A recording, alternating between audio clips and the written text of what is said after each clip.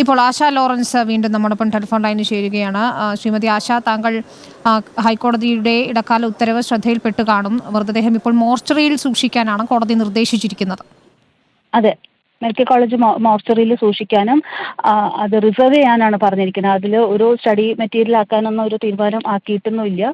ഇന്ന് അവിടെ ഏതെങ്കിലും മോർച്ചറിയിൽ സൂക്ഷിക്കണമല്ലോ, അത് ഗവൺമെന്റിൻ്റെ കാരണം മെഡിക്കൽ കോളേജ് മോർച്ചറിയിൽ നിന്ന് പറഞ്ഞിട്ടുണ്ട്. മെഡിക്കൽ കോളേജ് അധികൃതർ വരണം, എൻ്റെ ഭാഗം കേട്ടിട്ട് അവർ തീരുമാനം എടുക്കുള്ളൂ. അന്തിമ വിധിയൊന്നും അല്ല, അത് ഇന്ററിം ഓർഡർ ആണ്.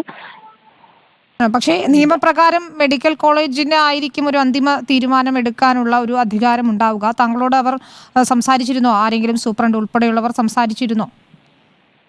കോടതിയല്ലേ തീരുമാനിക്കേണ്ടത്. കോടതിയിലുള്ള കാര്യമല്ലേ. മെഡിക്കൽ കോളേജ് സൂപ്രണ്ടൊന്നും എൻ്റെ അടുത്ത് സംസാരിച്ചിട്ടില്ല. മെഡിക്കൽ കോളേജിന് അതായത് കോടതിയുടെ തീരുമാനം കൊടുക്കാൻ ശ്രീമതി ആശ ഇങ്ങനെയാണ്. അനാട്ടമി നിയമപ്രകാരം ഇനി മെഡിക്കൽ കോളേജിന് ഇതിലൊരു തീരുമാനമെടുക്കാം. ഉദ്യോഗസ്ഥർ രേഖകളുണ്ടെങ്കിൽ അത് പരിശോധിക്കണം. ഇരു വിഭാഗത്തിന്റെയും അങ്ങനെ ഒരു വിധി വന്നാലും ഞാൻ ചലഞ്ച് ചെയ്യുമല്ലോ. അതിന്റെ മുകളിൽ ഡിവിഷൻ ബെഞ്ച് ഉണ്ട്, സുപ്രീം കോടതിയൊക്കെ ഉണ്ടല്ലോ. ഇത് അന്തിമ വിധിയൊന്നും അല്ലല്ലോ. ഏതായാലും താങ്കൾ ഈ മതപ്രകാരമുള്ള ചടങ്ങുകൾ വേണമെന്ന ആവശ്യത്തിൽ തന്നെ ഉറച്ചു നിൽക്കുകയാണ് അല്ലേ? അതെ, അപ്പൻ ഇടവക അംഗമാണ്. അംഗം ആയിരിക്കുന്നത്രത്തോളം അതിൽ തന്നെ പോകണം. ഇപ്പോൾ താങ്കളുടെ സഹോദരന്റെ പ്രതികരണം ശ്രദ്ധയിൽപ്പെട്ട് കാണുമല്ലോ. ഇതിൽ ഒരു RSS ബന്ധമുണ്ട് അല്ലെങ്കിൽ ഗൂഢാലോചനയുണ്ട് എന്നൊക്കെയാണ് താങ്കളുടെ സഹോദരന്റെ ശരി.